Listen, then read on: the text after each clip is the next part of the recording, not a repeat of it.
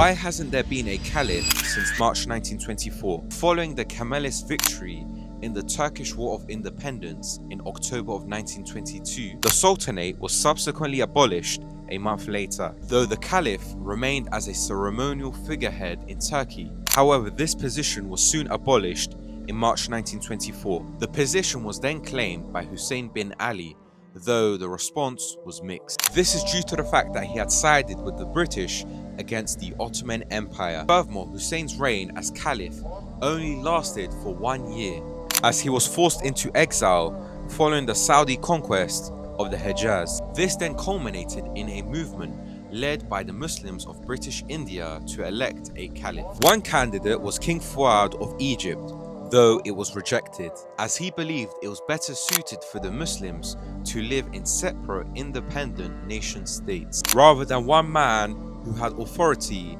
across the Muslim world. Another candidate was King Yusuf of Morocco, though he was widely seen as being under the thumb of the European powers. The other candidate was the Saudis, though they had a lack of interest into the caliphate, as they were not of the Qurayshi tribe, which was a prominent belief in their interpretation of Islam. Furthermore, the Islam practiced in Saudi Arabia was different to how the Muslims of British India and Turkey followed the religion.